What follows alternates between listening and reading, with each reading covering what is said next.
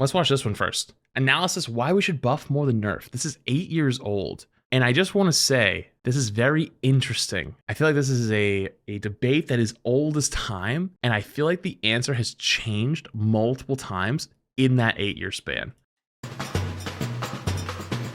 This video is legendary in the FGC. Really? In the lifespan of nearly every competitive game, there comes a player that's so dominant that they ruin it for everyone. The man who broke basketball was Lakers legend George Mikan. At 6 feet 10 inches, his unbeatable defensive strategy was to stand near the basket and stop any shot that was about to go in. You might be surprised that there wasn't already a goaltending rule in place, but before the 1940s, the thought of anybody able to reach high enough to goaltend was unfathomable. In fighting games, rule changes usually come in the form of nerfs and buffs. Anyone with a Twitter account following fighting gamers knows that having a fruitful conversation about character balance can be difficult. That is not just in fighting games, that is in every game that is competitive these days. I cannot tell you. You know what one of the worst, being a little bit dramatic, one of the most annoying things about being a content creator is, if you tweet about, like, let's say I say, I love Marvel Rivals, you will be getting tweets at you for 3 weeks from 2 fuckers who got into an argument in the comments of that, or the replies of that video, of that tweet. And they will be going at it for weeks, and they just don't give up. And they'll be arguing over why Spider-Man's OP. It's no surprise given how subjective and personal it is. It's hard to state your opinions on fairness without looking biased, and if you do it too much, you start looking like a crybaby. This is about the time when someone steps in. True, that's actually so fucking true. And says, adapt. Not only does adapt make for a badass t-shirt. Wait, that's actually so true. Which is why it's fucking annoying. If you know what? That's why, if I've learned anything, that's why a lot of like creators who do that kind of content, they move on from a game after like a year. Because if you do anything more than like a year, people get really annoyed. Happened to me with Overwatch, because if I talked about goods or bads, it didn't matter which one it was, people would just get angry on the opposite side. Like, for example, it's like the crying thing that you're saying. It's like, you could go 6 months without saying anything is bad, and then like you say something's bad, it's like, quit crying. It's like, well, hang on, nobody was crying though. What are you talking about? Shirt. It's a powerful attitude that shows how resilient you are in the face of any challenge. And that was precisely the attitude of the Fort Wayne Pistons when faced with Mikan and the Lakers. Their strategy against the most OP player in basketball was to make a quick lead early on and play keep away from the other team until the time ran out. It worked, and the Pistons beat the Lakers 19-18 in the lowest scoring game in NBA history. Of course, this was only possible because there was no shot clock at the time, and as you might have guessed, this is why they made one. In the end, the goaltending rule nerfed Mikan, but the shot clock rule actually buffed him by making the teams have to deal with him. Why would they make a rule that benefits Mikan? Because the ultimate goal of nerfing and buffing isn't to balance, but to make a game that's fun to play and watch. People wanted to watch and play basketball, not professional hot potato. I think focusing on balance too much can hurt a game in a similar way to how focusing on money too much can lead to an unhappier life. Wait, this is actually true. Business scholars call this media maximization, which Raj Raghunathan describes as the propensity to forget all about the end goal one wants to achieve and to pursue instead the means or mediums to that end goal. Wait, that's actually genius. Also, what is this book? If you're so smart, why aren't you happy? One wants to achieve and to pursue instead the means or mediums to that end goal. Wait, that's actually so true. I mean, we had that happen in Overwatch, right? Like, everyone focused on balance for so long, and then we realized after Rivals came out, like, wait, we're just going in circles. The balance isn't actually what mattered. It's just nobody was having fun because there wasn't new stuff to do. We wanted new stuff. We wanted new ways to play the game. And now we have those with perks, and there's going to be more with like Stadium and stuff like that. And it's like, wait a minute. Now we know. Just like how money is worthless by itself because it's paper and metal, balance is also worthless by itself. Street Fighter 1 is the only Street Fighter to be perfectly balanced, but it's boring because you can only play as 2 characters who fight exactly the same. Obviously, this isn't the 5-5 utopia everyone's imagining, and it's because we want to see a diverse set of characters and movesets. Balance updates are ways to increase the frequency of underrepresented characters and reduce overrepresented ones. This is 8 years old and you still f***ing showed up. You gotta be shitting me. But there are different ways of going about this. One way is to buff the weak. Buffs are exciting and fun, you can't and it's why we have it. Marvel. Wait a minute. Dude, hang on. This video is throwing me for a loop. Hang on. Listen to that sentence one more time in the year of 2025. Going about this. One way is to buff the weak. Buffs are exciting and fun, and it's why we have Marvel. We have played these games before. Buffs are so awesome, it kind of feels like a Faustian bargain that'll bite us in the ass later if we wish for too much. But I thought about it, and the worst thing that can happen if everybody gets way too buffed is this. Power creep.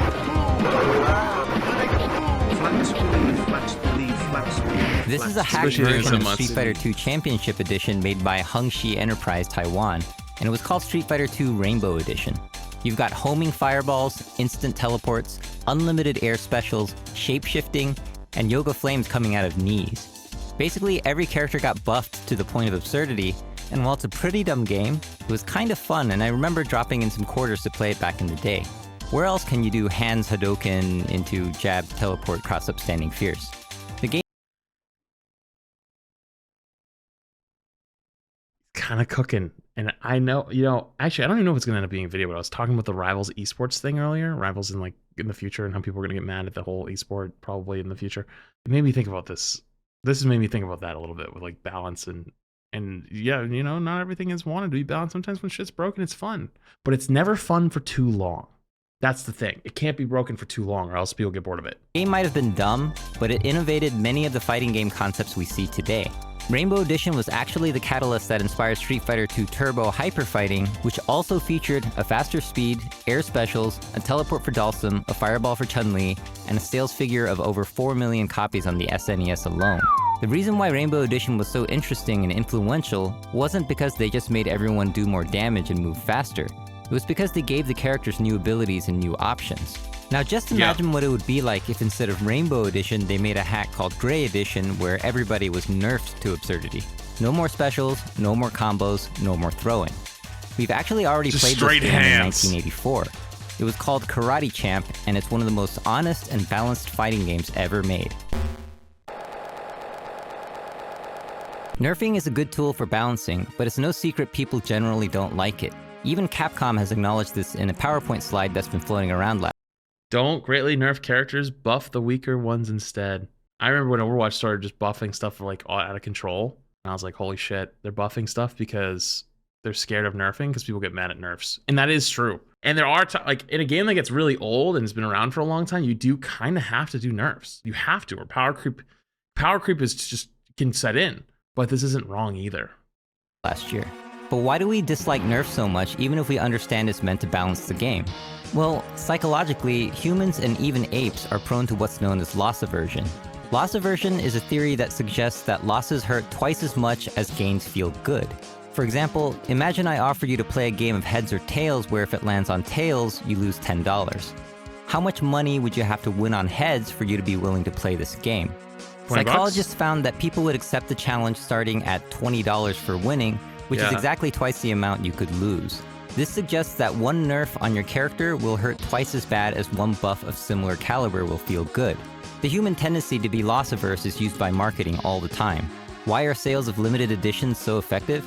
Because missing out hurts, which is why FOMO. Oh my god, FOMO in the year 2025. What year did this come out? It's 8 years old, but wait, 2017? Oh my god, Fortnite hadn't even come out yet, or taken off yet, right? We didn't even have Fortnite. Oh my god, this is even pre-free-to-play era. Oh my Jesus. You gotta get that Strawberry Christmas Karen DLC before the season's over. While it can be argued that nerfing is a necessary evil to prevent the game from breaking, there are creative ways to do this that can improve the game instead of just making everyone depressed. Special editions of games were gonna be the One of the most hype-inducing changes I've seen was actually a nerf. What's FOMO? FOMO is the fear of missing out. During the life of Street Fighter 4, Ryu's Shoryuken was altered many times. Originally, you could cancel any version of the Shoryuken by sacrificing 2 bars of meter to make yourself safe in case your opponent blocked.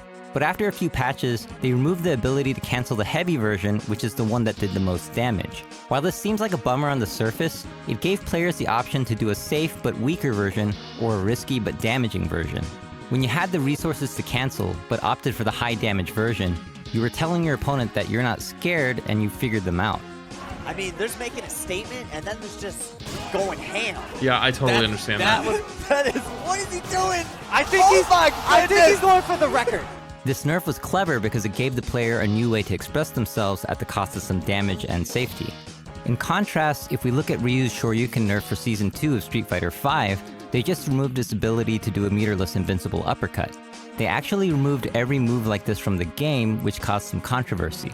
Predictably, the most common reaction to this was about balance. You often hear things like, "Welcome to what it's like to be Guile," or "Ryu is dead." But what about its impact on the game's fun?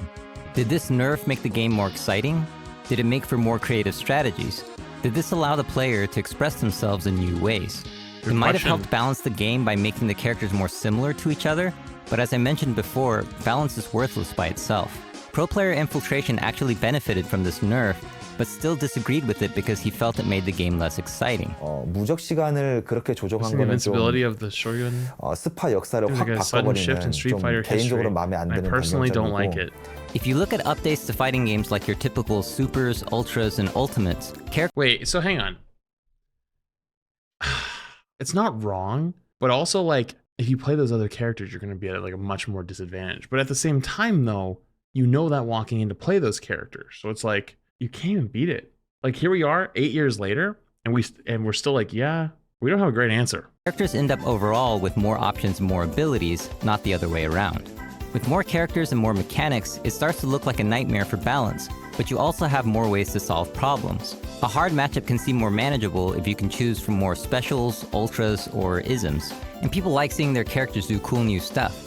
Because hard nerfing and taking away abilities can be so depressing and kill the excitement, I feel it should be reserved for extreme cases or creative nerfs that can actually make the game more enjoyable.